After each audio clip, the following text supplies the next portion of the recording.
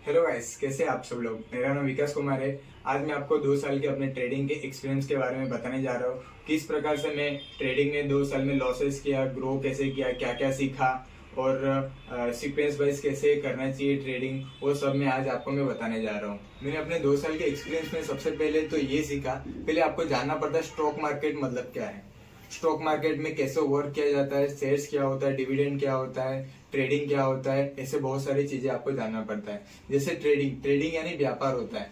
किस प्रकार से हम मतलब एक छोटी सी चीज को खरीद के थोड़े महंगे भाव में बेचते हैं और बीच का जो प्रॉफिट आता है वो हम रखते हैं, उसको ट्रेडिंग कहा जाता है। सामान्य भाषा में ट्रेडिंग मतलब ये होता है। और ट्रेडिंग के बाद हमको जैसे कि हमारे स्टॉक मार्केट में हमको सबसे पहले फंडामेंटल एनालिसिस, जो इन्वेस्टिंग करते हैं उसमें फंडामेंटल एनालिसिस की जरूरत पड़ती है। और जैसे कि शॉर्ट टर्म के लिए ट्रेडिंग करते हैं, जैसे इंट्राडे में हमको उसमें टेक्निकल एनालिसिस जानना पड़ता है। अभी टेक्निकल एनालिसिस में बहुत सारी चीजें आती है, जैसे कैंडलस्टिक पैटर्न, सपोर्ट रेजिस्टेंस, फिर प्राइस एक्शन, किस प्रकार से अपने ट्रेड को मैनेज करें, वो बहुत सारी चीजें आती है। उस सबको सीक्वेंस वाइज आपको सीखना पड़ेगा। सबसे पहले ट्रेडिंग आपको सीक्वेंस वाइज पहले सीखना पड़ेगा। सीक्वेंस में सबसे फर्स्ट क्या आता है, लॉन्ग टर्म इन्वेस्टमेंट, जिसको हम इन्वेस्टमेंट भी कहते हैं। शॉर्ट टर्म इन्वेस्टमेंट भी आता है। शॉर्ट टर्म इन्वेस्टमेंट यानी 1 साल के कम समय में हम बाय सेल करते हैं। उसके बाद आता है swing trading. Swing trading particular 2 दिन से लेके 2 महीने तक हम कर सकते हैं स्विंग ट्रेडिंग।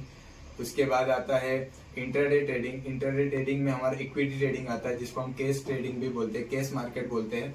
उसके बाद आता है फ्यूचर एंड ऑप्शन, आप सब जानते हैं फ्यूचर एंड ऑप्शन के बारे में। उसके बाद आता है BTST, STBT, buy tomorrow sell today, sell tomorrow buy today. ये सब ट्रेडिंग में आता है। ये सब सीखना पड़ता है आपको।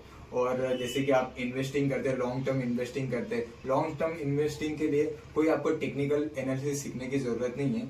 उसके लिए आपको फंडामेंटली जाना पड़ता है, कंपनी कैसी है, कंपनी का पीई रेशियो क्या है, पीवी रेशियो क्या है, कंपनी का वैल्यूएशन क्या है, कंपनी किस चीज का प्रोडक्ट बनाती है, वो आने वाले सालों में कैसा परफॉर्मेंस करने वाली, आपको प्रॉफिट दे सकती है यार या कैसे।